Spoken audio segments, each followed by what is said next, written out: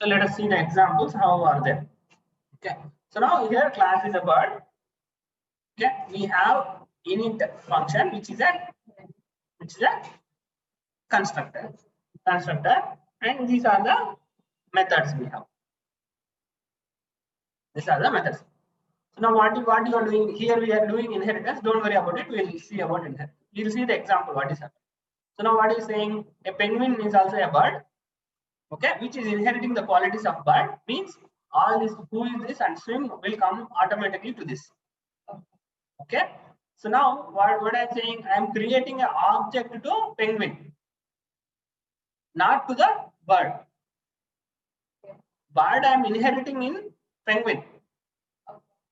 Okay. So now when I say Peggy.swim, I didn't define swim here. You see here. But I defined swim in bird. Right? So how it is coming? As we have inherited, okay, like my father has a property. Right? Somewhere. I am a child of my father. I am penguin is a child of parent bird. So bird has a capability of swimming. Let us consider. So now automatically penguin will have swim. Automatically your father property is your property. Right? In the same way, what is the property of bird here? Swim. So the same property came to him. So you don't want to create. So you reuse this functionality. So we have seen a reusability concept. Okay. So now what is the answer? Who is this means? Bird. Okay. No, who is this we are saying? Okay. So now so you don't worry about this super and all. I'll tell you. Huh? I'll tell you what is this super. Right. Class variables. As we saw that we can specify the different instance variables. Okay. Different instance variables, right? But if you want any instance to hold the same value for a specific variable, it should be a class variable. Okay. Like yesterday we showed self a equal to 10 inside the class was there. Outside we were passing 100. Okay. If we don't say self, automatically it will take parameter. If you take self, it will take class parameter. So now this is an exercise. So they want to create a class called data cell. Declare a class variable family and assign it to the value of data cell. So what we should do? We should create a variable inside a family. Variable inside a data cell called family. Right. So create an instance of data cell.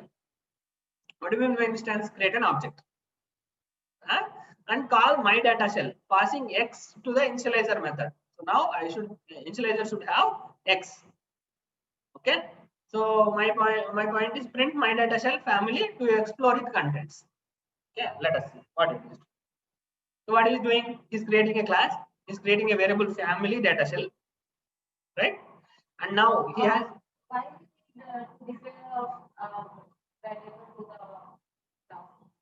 We have.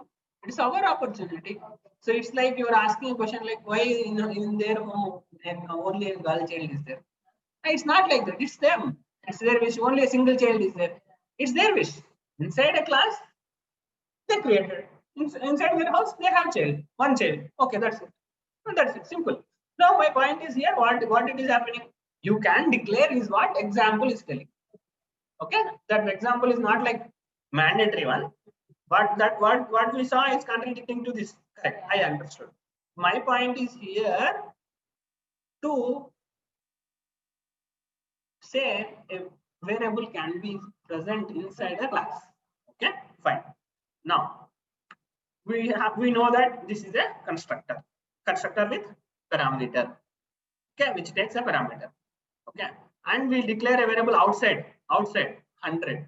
This is not inside the class, it is outside the class. This is outside the class.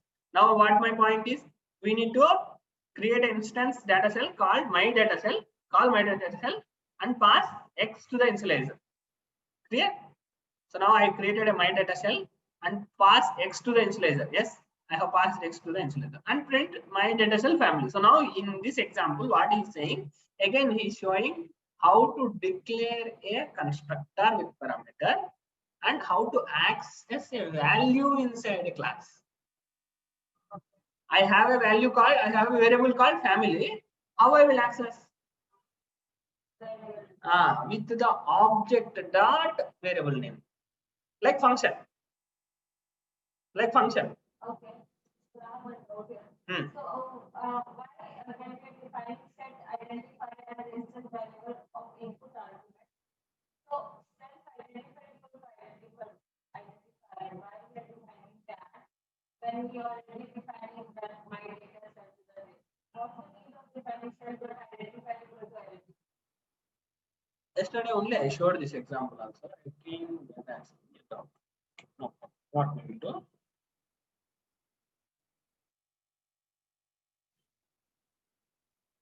So now we have a family data cell. We have a init with the identifier. Okay. What I will do? I'll create one more identifier variable. Let us consider. Identifier variable is equal to what is it? 1, 2, 3, 4, 5. Just a variable. Okay. Now I didn't say self. That I understood they were telling like Now my point is I am assigning a value to that value. That's it. Okay. If I don't assign a self, what happens? It is value will be overridden by this value. Okay, that you need to understand. Clear? I am setting a variable. That's it. It's an example. Just he is trying to say self variable is equal to a incoming value. Okay, incoming value should override. I am saying. Then in that case, you will say self. Okay. Sometimes they may have a same variable inside the class also. Sometimes you can't assure it, right? Okay, you can't assure it. So that's the reason they are saying self is equal to a given variable. Okay, sometimes you may declare. There is no what is the restriction, right? You can't declare. Is there a restriction? Yes, we can ask it out. What is this? There may be chance of creating. So how I will make sure the incoming value 100 is only assigned to the variable? Is like with the self keyword. Okay. So now, what is this? X is equal to 100. So we have called a data shell, and we know that. So now what we are doing? We are printing a my data shell class variable family. We are accessing a variable family outside the class. How? Using a object dot variable name. In previous example, what we have done? In previous example, we have done now.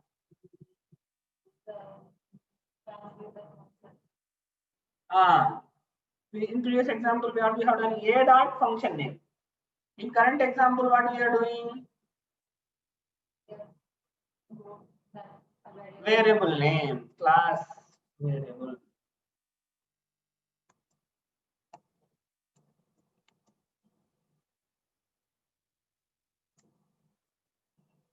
Right? Class variable accessing. So last example we saw function variable accessing. Here we saw class variable accessing. How we will do? Okay. So now if I print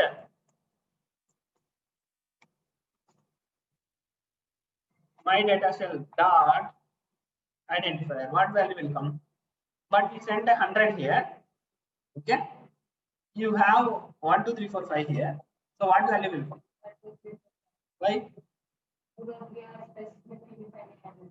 We are specifically see what happened. This over value has been overridden.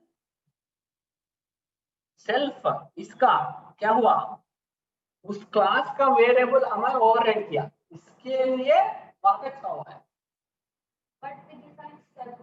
Self self means इस class का variable कुछ भी है उसका उस variable का value override कर दो. If it is not a self, okay, what happens? As you said, it will be a 1, 2, 3, 4, 5. If it is a self, what you are saying? Pass. Whatever the variable it is there, if it is there, what you are doing, trying to say? Override the value. Right?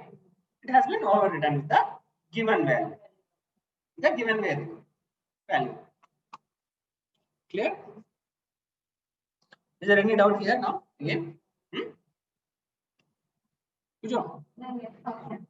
Right. Next one. Next example, next exercise. Overriding the class variables. So we were sometimes our object instances have class variables whose values are not correct and hence not useful. Okay. So for this reason, it makes no sense to modify our object class variables. In this exercise, we will just do override the class variable with our own values. Okay. So now create a class called data shell. Okay. Declare a variable called family and assign it to the value of data shell. Okay. Create instance of data shell, call my data shell passing x to the initializer method, then print my data shell family, explore its contents. Now next point you see, that is important. Override the class variable my data shell family by assigning value no data shell to explore its contents. That's what we did now. We defined identifier and we have overridden. So in this example, what he is doing, he is going to override. Who is going to override the value? He is going to override the value, not inside a constructor, outside he is going to override. Right? That's it. You don't want to practice it, right? You will practice it. Yeah. So now methods. Not only we are able to declare instance variables and class variables in the object, we can cook functions right in our object. We have already cooked and came. We cooked functions first and we came here. Why? Because we know functions first. These the object contained functions are called methods. Methods. So now one more example. Create an empty class data shell. Only include the pass statement inside the class definition. Okay. Instantiate the data shell class and assign the variable to the newly created object my data shell. Print the my data shell contents and explore its contents. We saw that. We did that, right? We did that. Huh? Just we'll say pass and we print dir of that particular object. All the contents of that object. Empty class. Yeah. So create a class data shell, include init method and pass a self argument. Yes, we did that. In the body of init method, include pass statement. Okay. So inside init, we should have a pass statement. That is the requirement. Instantiate a data shell class and as a newly created object my data shell variable. Then print my data shell variable and explore its contents. Nothing. What we are doing, we are defining the init method of self with a pass statement. Just we are creating an object and we are printing the data. Nothing. What will come? Nothing. Will pass. No output. Now you know about the initialization method init. Okay. Notice this method takes an input argument called self keyword. I told you self keyword. So now in detail about init method. We need to define an attribute of instance right after its creations. Okay, init method is a method which is immediately and automatically after instance has been created. Okay, which will be called after an instance has been created. And when it will be called? When an instance means object is created. Clear? This name is fixed and it is not possible to choose to other name. Okay, you can't change to another name. Okay, so init is the one so-called magic method. So this is a magic method. Okay, so now init method is used to initialize an instance, right? There is no explicit constructor or destructor method in Python. Okay. So init method can be anywhere in the class definition. Not only first, it can be anywhere. But it is usually the first method of the class. It follows right after the class header. Return statement. Are you clear now? Now your doubts are clearing. So now create a class data shell. In the class definition, include init method. Very good. Okay, we have included pass in the self and integer input arguments. Self and integer input arguments. We have done. Right? We have done. In the body of init method, set data as instance variable. Okay, data as a instance variable. Data as an instance variable. Okay, in the body of init. Okay, create an instance of data shell. My data shell. So my data shell is my object name. I pass x as an argument to the constructor function. So now init method will take a parameter, input parameter called x. Print my data shell data and explore its contents. Clear? So how we will do? We have created a constructor which will take integer input as a parameter. So self.data is equal to integer input. Yes. Now we will access the data outside. What will be the variable value? 10. That's it. Okay, so in the last line, print my data dot self. So my data self dot data. Oh, we have initialized the data inside the constructor. Self.data is equal to incoming x. Incoming x, what we have sent, that particular value became an integer input, and that particular integer input is assigned to self.data. Clear? Are you clear now? Yeah, integer input, like that data is like we need to give the data only name. Which data? Self dot data. Self, no. We can give any name. Self.x, self.y, anything. That's Anything. okay. So just an example is giving you a what you say assignment, and he is asking you to do. And going through the assignments. Yeah, So that no, not like that. Not like that. You are clear. Yeah. So create a class data set with the initialization method. Define a method print static that takes arguments method. Okay, this is a method, not constructor anymore. We came to methods now. Inside this method body print, you just executed a class method. Create instance of data cell and call my data cell, passing no arguments to the constructor. Print the static method and explore its contents. Nothing but we are doing a method exploration. So we have created a method called print static, which will take self as a keyword, and just like what we have done already. Functions.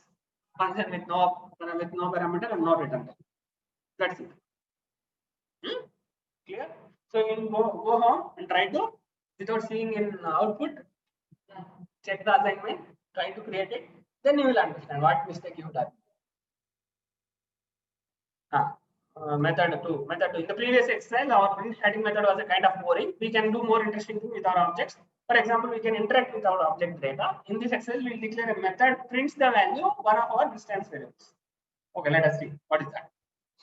Create a class data shell with initialization method, take self and data list as arguments. Okay, very good.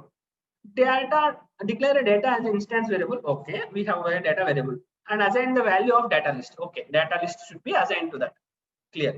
So define show as a class method, take a self as an argument. Okay, so show will take only self as an argument. Inside the print method, print the instance variable of data. Okay, we need to print the instance variable of data. Declare a list called integer list with 1 to 10, then create an instance of data shell, my data shell, which is the integer list, okay, as an argument to the constructor. So now the constructor will take an argument of list. Clear? Now constructor will take an argument of list. So call your object show method, explore its output.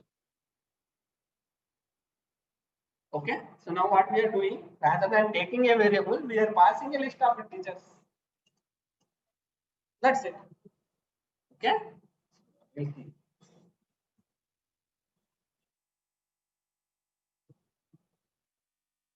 What we are doing, we are having a data shell, okay, which will have a init method and show.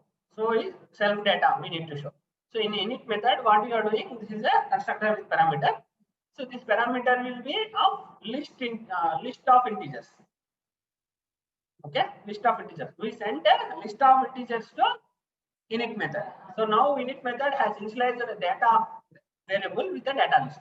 Now data became a list object. Okay, list object. Now I want to display the list object using show method. That's it. That's it. Simple. What they have done? My data text shall not show. Rather than taking a variable, simple variable, we have taken a list of variables. You understood? If I run the program, automatically the same output came. Is it necessary to define show here without show it won't display the You can display the value. What his point is, he is taking a constructor with parameter and he is trying to access through a method. Are you clear? Yeah. He's trying to access through a class method. Clear? You have defined. That's it. User defined. It can be display, it can be show, it can be read, anything. Anything it can. Clear? Are you clear now? So now here you need to observe is, you need to understand is, rather than a variable, we can pass list, tuple, dictionary, any object what we have learned previous. Clear? Now I want a sum of list. How I will do? So define sum and iterate it, and we will calculate the sum. Right?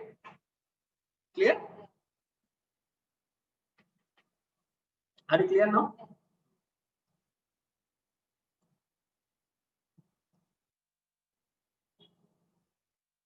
Method 3. In last exercise, we have our simple printed out instance variables. In this one, we will do something more interesting. We will add another method, average. We'll take a list of integers, calculate the average value, and print out.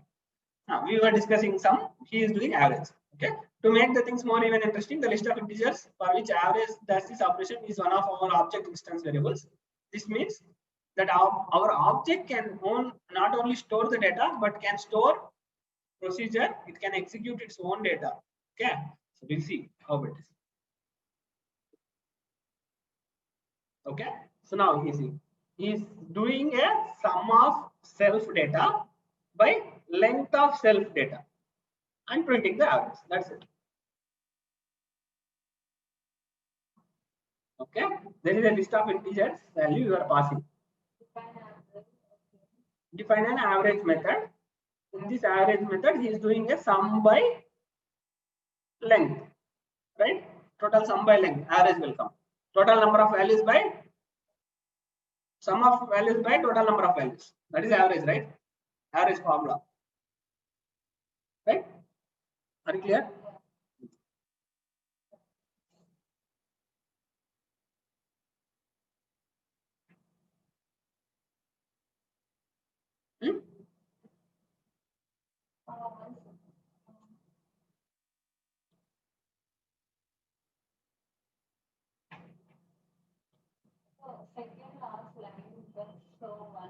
Hmm? Show is just to print the data, print the list of integers. What we have did is last example is same. Here the additional one is average. Here the additional one is what you need to see is average. So in average, what we are doing, self dot sum of self dot data by length of self dot data. That's it. That's it. Create a class called data shell with the initialization method. Take a self argument and data list as an argument. Okay, so it will take a list of integers as an argument. Declare a data as an instance variable. Okay, now data is an object. And assign the value of input argument data list. Okay, now it will take a constructor with parameter, which is a list of arguments. Define show method, take self argument, and inside a method body return the instance variable. So now we are returning the data. Till now we were not returning the data, we are returning the data. So define an average class method taking a self argument. Inside the method, declare a variable average and assign the value of average of instance variables. Then return the average. Now we need to return the average. So what we have done, we are returning the average. Clear? Previously we are calculating there itself and displaying there itself. We are returning what we have done. We are printing average here itself. Here what we are doing, we are returning the average and we are trying to print. Are you clear? Clear now? So just he has given you exercises so that step by step, it is a step by step injection. So you will understand. Otherwise, it is very difficult to understand. So I need to bring someone, right, who are non-programmers. It is very difficult to bring in this level. So that's why I created one step by step. Multiple instances. So create a class called data shell. Initialize the class with self, identifier, and data argument. Set the identifier and data to be instance variables. Okay. Create an instance of data shell called my data shell, passing XY arguments to the constructor functions. That's it. We are sending multiple arguments. Till now we were seeing single argument. Now it is a multiple argument. Slowly he is injecting. So at a time we inject now, it will be very difficult. So now what they are doing, x, y. So x is 100, y is a list. Y is a list. So we are sending, we are displaying both the list and a variable. So he's saying what all possibilities I can do with the class with the examples, right? So just that's what is the beauty of classes. So class is a logical group of functions and data. Yeah, functions and data. So Python provides a classical standard features. What is that? Inheritance is the one. Okay, inheritance is the one. So now we need to see about inheritance. Okay, we will see about inheritance.